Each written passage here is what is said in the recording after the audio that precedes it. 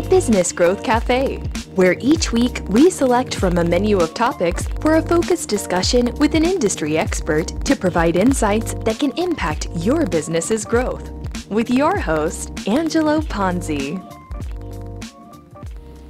I am Angelo Ponzi, your host here at the Business Growth Cafe, and thank you for joining us. Today at the cafe, I'm excited to have Tim Slivera, founder and president of Optimum Comp Advantage, to discuss how to measure your impact of your employees' contribution to the success and the growth of your business and reward them accordingly. Tim, welcome. Thanks. I'm excited to have you here. We've actually, I think, started this conversation about 5-6 months ago, so it took a little while to get you here. You're very, very busy. But before we get started, why don't you take a minute, tell the audience about yourself and about your company. Yeah, it's great. So my name's Tim Slivera. I'm the president of Optimum Comp Advantage. We're a boutique compensation and performance consulting practice. We specialize in executive comp, broad-based compensation practices being incentive plans or compensation structures, and our biggest specialty is sales compensation design. We've been in business for about 5 years, and we've actually been growing rapidly over that time period. Okay, fantastic.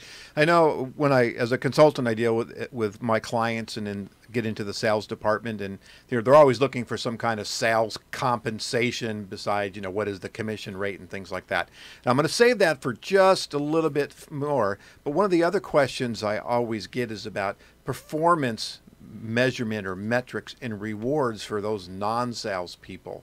So whether it's HR or frankly people like myself in marketing or operations. So have you gotten into programs like that and suggestions for my listeners on how they can design programs to reward non-sales people? Well, it's really important to really look at how do you align your workforce with the success of the business.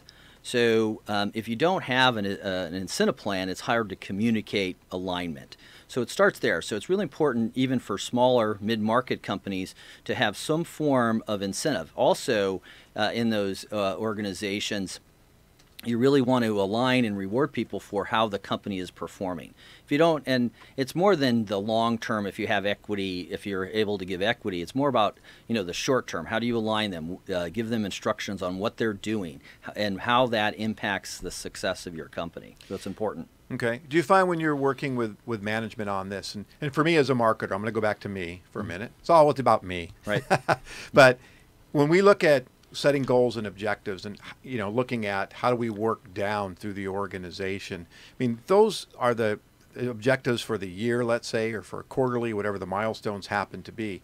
So is your thought here, or your suggestion that they really focus on those short-term milestones to help them achieve so there's successes as they're going along, as opposed to we need to be, grow 37% in the next 3 years? I mean, nobody's going to be hanging around for all of that. Right. So yeah, for sure. Again, with the millennial generation today, everybody's heard for how long now about the turnover after, they turn over after 18 months, 24 months, it's high turnover. So and they want to be engaged in the business. So you really want to set, what is the company trying to accomplish over a year, 6 months a year, and then what are the projects everybody is working on to actually bring that to fruition? Not just the salespeople selling stuff, but what are all what's R&D doing? What are the metrics that R&D is held accountable for? What's the metrics that HR is accountable for? Finance? What are the metrics and projects that everybody's working on to make the company actually achieve its annual goals and revenue or EBITDA or any type of financial, non-financial growth of the company? Okay. So beyond just sales commission, reaching revenue goals, but whatever those other foundations are, HR, types of people they want to hire, marketing, it could be the number of leads that are being generated, et cetera, right? Right. And so, so I've seen a lot of smaller high growth companies, or the marketing group is like, what's qualified lead generation, right? Sure. So what's the metrics of that? For HR, what's the employee engagement factor? Employee engagement, the higher the employee engagement, the more likely people will stay. Metrics like that. Okay.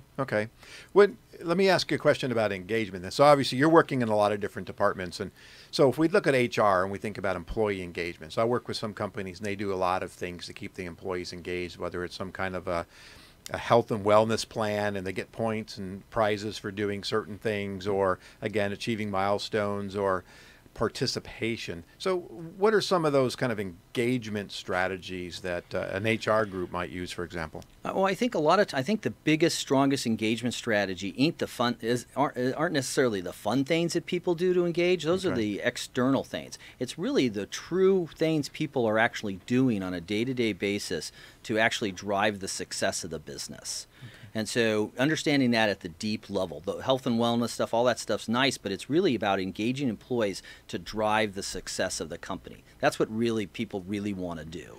Now, do you get into some of that? Because, I mean, I think some of the latest statistics, and I've seen it at 70, I've seen it at 85%, but the American worker is disengaged or unhappy in their job. So it's even doubly challenged or triply challenged to try to get the employees engaged. And the organization, if you will, really spending the time to understand the employee. I always talk about, external marketing, but for me, I always bring in internal marketing, because a lot of times we're launching campaigns and doing all these wonderful things, and then the employee's walking down the hallway and has no idea what you're doing externally. They get a phone call and say, I don't know what's going on. So what are some of those strategies? Well, I would tell you one of the biggest strategies to engage employees, not only in the company's success, right? Because it's really setting metrics and goals and having people work toward them to achieve what the company as a bigger is trying to accomplish. But the other thing about engagement is managers being engaged with the employees regarding the employees' success. Okay. And what I mean by that is, a few years ago, I went to a company.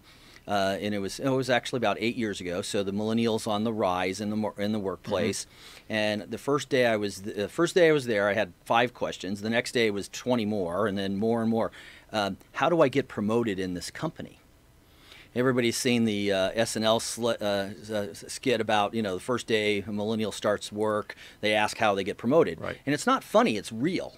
And so I always say that I've dealt with that for the last 15 years now, or at least 12 years with millennials, and it's okay. What you've got to be prepared for is that question, and you should take it as a positive. So you should have a plan in place to say, well, here's your first day, this is your job, this is the skill set you need, but how do you get promoted? Be already set up to say, well, if you do this, this, and this, you can get promoted to the next level. And then if you do this, this, and this, and you build this skill set, you can get promoted to the next level. And don't make it contingent upon time. Make it contingent upon the demonstration of the skills and expertise you're looking for. Okay, that's great. Actually, I love that, because so many times it is based on some milestone mark. It's usually dripped in cash, if you will, or some kind of incentive program. But there really is much more to that package, if you will. And you've said it at least 5 times. And we're going to go that direction, millennials. I was saving that for later, but man, they're right here on the front. So we really think about, and we've read all the stories, we've heard it. I actually have 3 millennials, and I could just sit here and tell you for the next 30 minutes about my millennials and how they operate. But how have the millennials really changed the dynamics, if you will, in performance rewards and in compensation? And then what are some of the things they're really looking for that you're bringing to companies besides money? Well, what I'm bringing to companies is we're actually telling companies, don't expect millennials to stay unless you have a career path for them. Because they're going to be looking for that career path. Their parents, the boomers, are telling them, don't go to a company and take equity. Make sure that your base pay is competitive, and then look for competitive base pay on an ongoing basis as you build your skill set. And if the company that you're at is not giving you that, if they say, well, you're now eligible for the 3% merit increase pool, you go find a job somewhere else that will actually pay you what you're worth. Right. And so that's the career opportunity. You need to be able to create a career opportunity for your people so they know how they progress, and then reward them based on progressing, not just based on merit every year.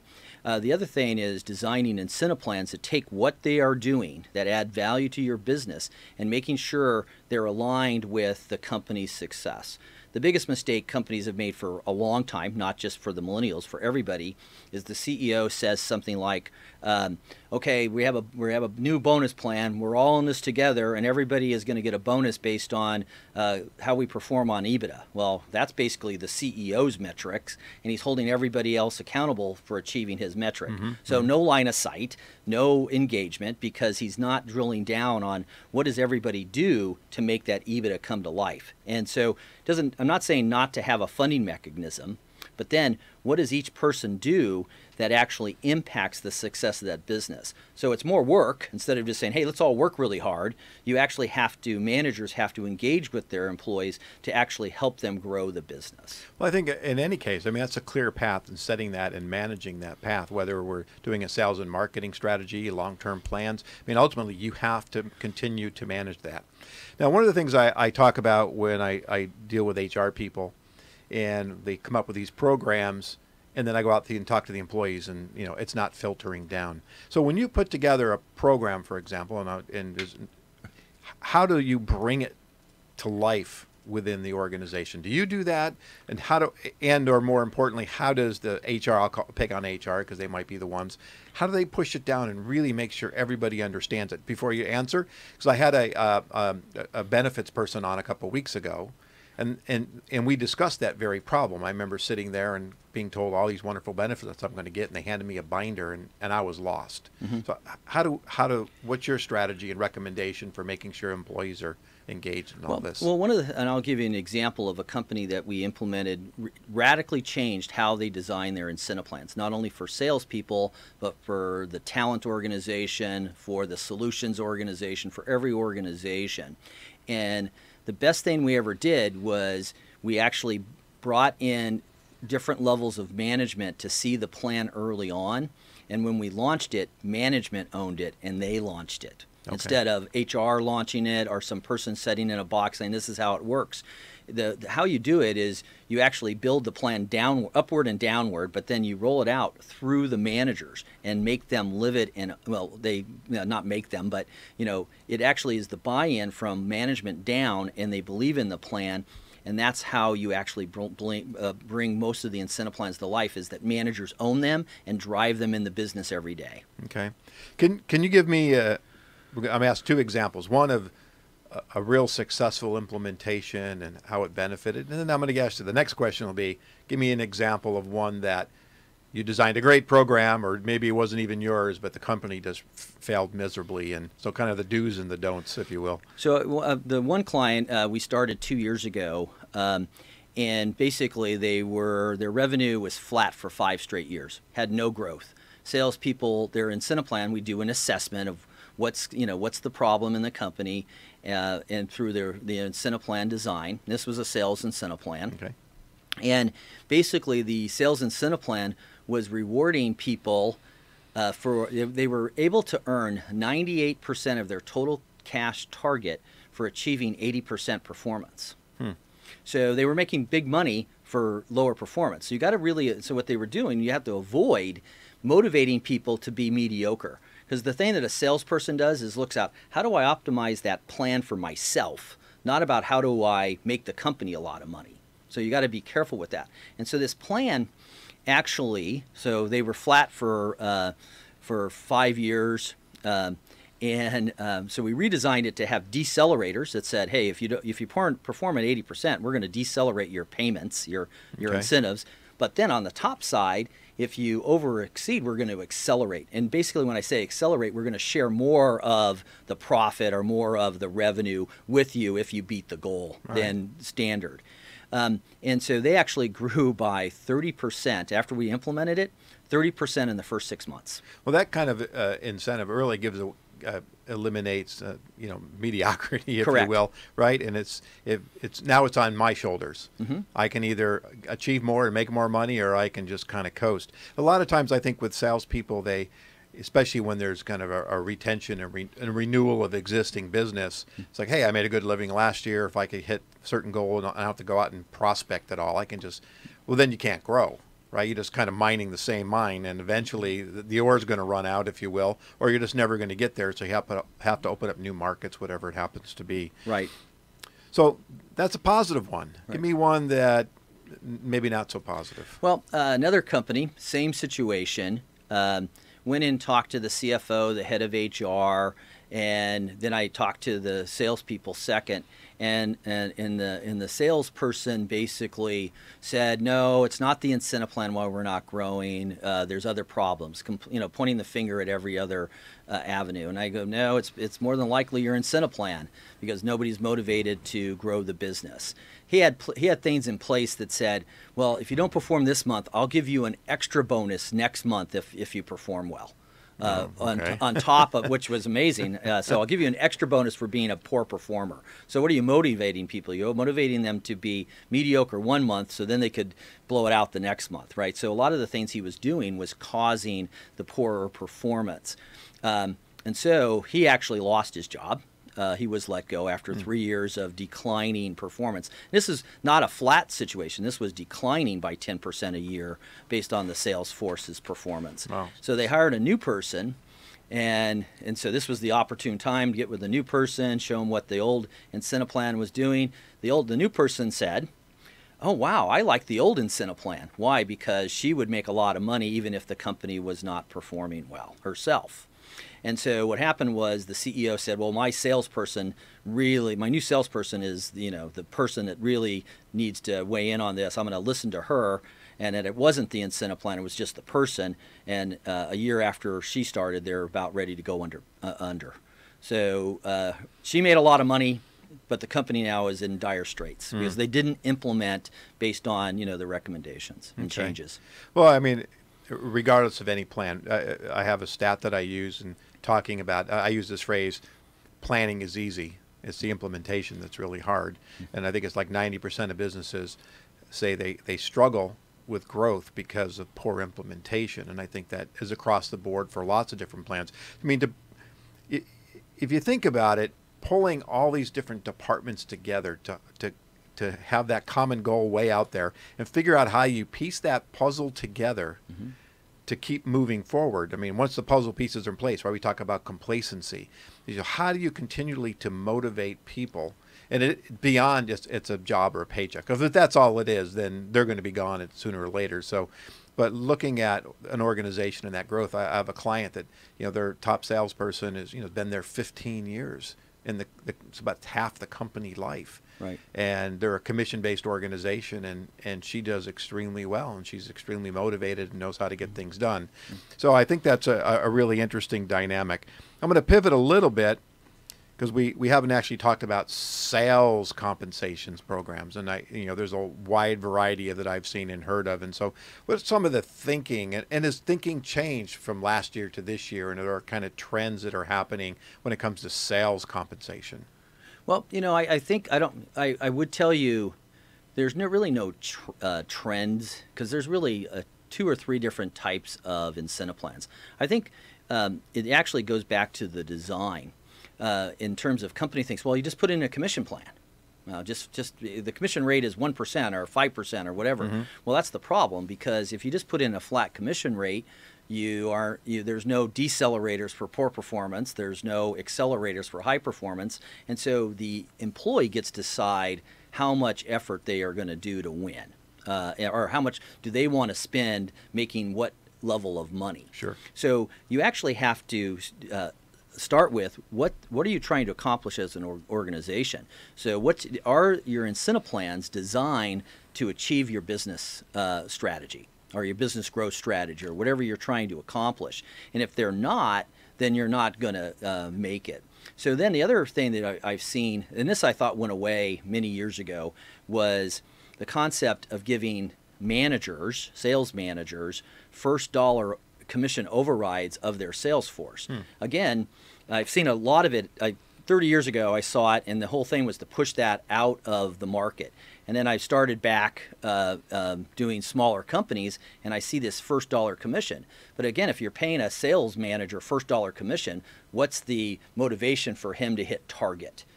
So they can make a lot of money without hitting target. Okay, that's interesting. Yeah. I remember, I think I've used the term overrides, right? They're getting a taste, I'm Italian, a little vague, right? Right. It's a taste. And that's what I'm referring to, yeah. Yeah, and so that's kind of It's still better. alive? It's still alive, but really it should be what's the incentive they receive for hitting target, and what's the accelerators or the less amount. So the override thing, I found it in the last year in 10 or 15 companies that I've helped, and it's a factor that actually is hurting the organization. Well, where does the decision to implement these programs reside? Who is it? Top down, bottom up, some of them from the sideways, or different angles? What we see in the smaller mid-market companies, the CEO hires a head of sales. Well, Mr. Sales, you must know how to design sales incentive plans. Go ahead and design it. So either he brings something that he did at his last company, or he's focused on making sure that he can retain his people and pay them a lot of money. And so the incentive plan is not focused on achieving the business results. And so we see that's a big mistake. I've seen it over and over again where the CEO relies on his salesperson to design their own incentive plans. With very little oversight, maybe a little bit from finance, but in terms of having somebody that's an expert at design, I mean, you're a head of marketing, right? But, yes. And you see there's plenty of people that are heads of sales. What do? They're experts at how do you go to market and sell? Are they experts at designing incentive plans? Probably not. And so they're doing this stuff just based on what they know, or what they've read, or what the other companies do. They call it. This is the fallacy out there. Best practices. Well, what is all the other companies doing? Well, they're doing commission plans. Okay, we'll just do a commission plan. Well, best practices are common practices that don't have a competitive advantage. That's my definition of a best practice. So what you want to do is have an outside person come in and say, what's an optimum practice that'll drive performance of your organization and actually give you a competitive advantage in the marketplace that'll attract not only the right salespeople, but salespeople that really want to drive performance versus attracting salespeople that want to get by and make as much money as possible without performing. Yeah, that makes a lot of sense, and I loved how you got to weave your name of your company in a few times. So is that how you came up with your company name? Was just that kind of a speak and really optimizing the program? Actually, that's our brand. Our brand is that we help companies build optimum reward practices. Okay. And that was the far, and it's comp stands for compensation, and correct, that's the common language. We didn't want optimum rewards advantage doesn't sound right, so that's how we came up with optimum. How do we drive optimum performance of a company? Comp, we use comp to do it, and we give you a competitive advantage. I'm sorry, I was chuckling to myself as you were saying, "Oh man, he's just speaking, but it's just weaving right in there. It's just all real natural." Yeah, and that's how we actually did it. Yep. So I think I'm down to the last couple minutes, so I've got one more question for you. This show is about business growth in those different disciplines, internal, external, that can impact the growth of a business. So taking what we've been talking about today, what are one or two suggestions for my listeners that are thinking about implementing a program like this? What would you recommend? Now, the two things really is building a career track job structure is what we call it, so people know how they can build a career inside of your company. And the other thing is designing effective incentive plans that aligns the company performance with the team or business unit and business unit in our team, and then taking it down to the individual level and really working on that alignment up and down in your organization. Okay. I mean, much like designing a marketing and strategy, I mean, this is a very strategic approach to designing those programs. And someone like myself, and I've been in that situation, well, what commission structure did they do last time at your other company, right? I love that best practices point you made. So that kind of brings us to an end of the conversation. I told you when we started it would fly by. So Tim, why don't you thank you first very much. I really appreciate it. I think it was a great conversation, a lot of great insights, and I'm sure the listeners are going to benefit from us. But why don't you tell them how they can reach you on all those wonderful channels of marketing that you use? So our website is www.optimumcompadvantage.com. My phone number is 760-330-6607. All right, fantastic. And you're on LinkedIn and all that stuff too? LinkedIn and all that, yep. All right, well, thank you. Thank you again for joining us at the cafe today. You can find out more about me, read my blogs, or view my show videos at theponzigroup.com or connect with me on LinkedIn. That is the best place to get me. And you can subscribe to the show at thebusinessgrowthcafe.com, or we are on iTunes, iHeartRadio, Google Play, Spotify, Stitcher, SoundCloud, Spreaker, and coming soon to many other platforms around the world. Join me next week for lunch at the Business Growth Cafe. Thank you for listening to today's discussion at the Business Growth Cafe with your host, Angelo Ponzi. Take a moment to subscribe to this podcast and visit our website at www.businessgrowthcafe.com. Read Angelo Ponzi's blogs at www.theponzigroup.com.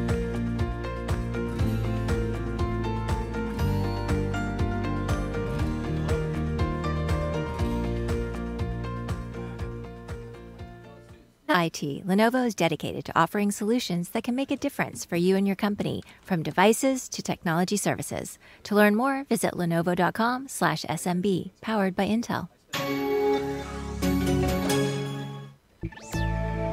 You learn a little Python.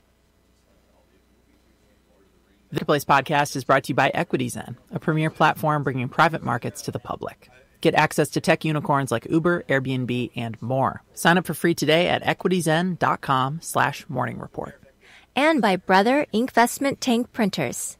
It's happened to all of us. Right before an important presentation, the printer runs out of ink. Brother Inkvestment Tank Printers help put a stop to this and can literally change the way you ink. Your choice of up to 1 or 2 years of ink included in box helps eliminate the expense and hassle of frequently buying and replacing ink cartridges. Learn more at changethewayouink.com. Evidence that men who have daughters are more equitable about paying women versus men on their payroll. I'm David Brancaccio in New York. Let's start with new data on inflation. Consumer prices rose just 0.2% last month, slightly less if you strip out volatile food and energy. It's the first increase in 4 months, but that's really quite low 10 years into an economic expansion. Economist David Kelly is chief global strategist at JP Morgan Funds. I think there are two reasons for it. One of them is that it's just getting more competitive. For example, airline fares are down.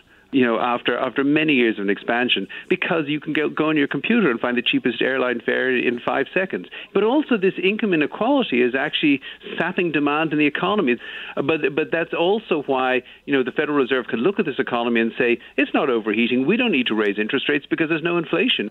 Yet we also know from today's data that housing costs went up quite a bit, rising 3.4% year to year. I suppose wages were up by a similar amount, at least in last week's report. The reason why I think we've got low inflation is that a lot of the income is going to the upper 10% of households in America, and frankly, they're not spending the money. There is a shortage of housing after the Great Recession. I think that is pushing up rental costs. So it's a case where inflation isn't very high, but the average American isn't feeling good nevertheless. David Kelly at JP Morgan Funds, thank you very much. Anytime. Boeing, one stock in the Dow 30, is down another 3.8% now after dropping 5% yesterday amid questions about the safety of the model of jet that went down in Ethiopia this weekend. Those MAX 8 737s are still legal to fly in the U.S., but China, Australia, Singapore, parts of Latin America, and now the U.K. have grounded them for now. The U.S. Congress is trying to figure out what to do about recent cases of private information getting loose from Facebook and Google, affecting tens of millions of users. Marketplace's Nancy Marshall-Genzer reports now on a Senate hearing on internet privacy today. Congress is trying to figure out if a national internet privacy law is needed or if lawmakers just need to strengthen the powers of the Federal Trade Commission. University of Arizona law professor Jane Bambauer will be testifying at today's hearing. She thinks if more consumers knew how their data was being used, they'd change their behavior. So she's in favor of beefing up the FTC, letting it establish more specific rules on internet privacy. For example, to ask whether there's some kind of a data practice that a majority of consumers would have avoided. Bambauer says a more powerful FTC could make crystal clear rules that prevent companies from engaging in practices that would be unfair to consumers or to competitors. The committee will also be looking at internet privacy laws in California and the EU. The EU law requires tech companies to get permission from consumers to collect data. Consumers have to opt in to data collection. The California law will allow consumers to opt out. Their data would then have to be deleted. In Washington, I'm Nancy Marshall-Genzer for Marketplace. It's time for the Talent Talk Radio Show, brought to you by